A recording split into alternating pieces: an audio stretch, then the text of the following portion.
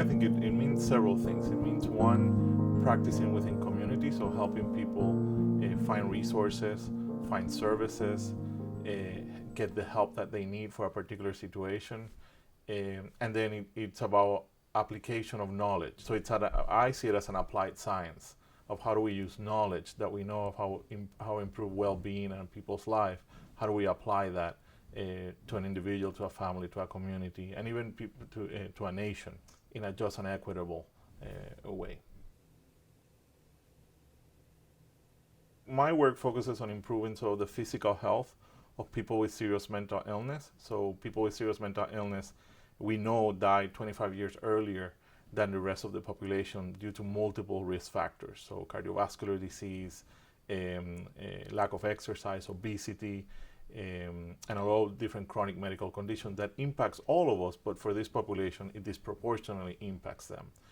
So the work that I've been doing is trying to figure out how to bring interventions that have worked with the general population, how to bring them with populations who have serious mental illness, so people who have schizophrenia, bipolar disorder, schizoaffective disorders, how do we improve their health?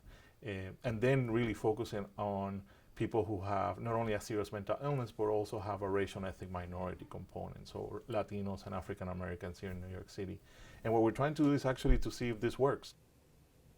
People's fear of seeking mental health services or uncertainty of ambivalence as to whether to seek mental health services plays into this, because some families might be dealing with all this stress and then not finding the right type of resources of help that they need.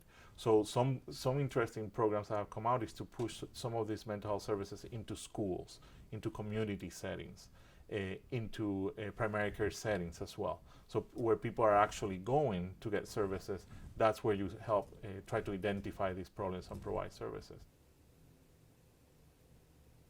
There have been several.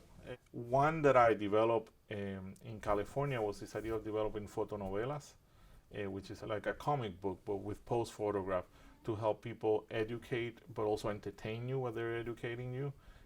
We developed a fotonovela called Secret Feelings, or Sentimientos Secretos, which is about depression in the Latino community. And that project actually has been really interesting, how people have taken that tool and used it throughout the country.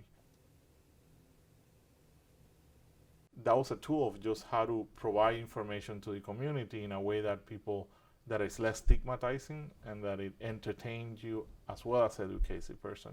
And that's been a project that I've gotten a lot of interest from different community providers, community leaders, even clients in the field of wanting that information. And that by reading this pamphlet, people are a little bit more acceptable of identifying depression and then seeking help for it, which has been really interesting to see. And I hope any dent that we can do in reducing stigma, I think it's always good. It's interesting. One of my inspirational persons is not a social worker; it's a doctor, but it was a family member of mine. My grandfather was a surgeon in Puerto Rico, and he had this love for his community. So he was a surgeon.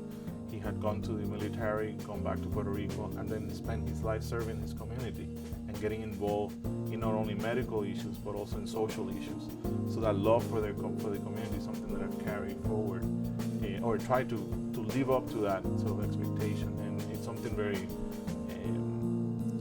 there's some Puerto Rican-ness to it. So this idea of you love your community and you're part of your community, so you want to give back to that community.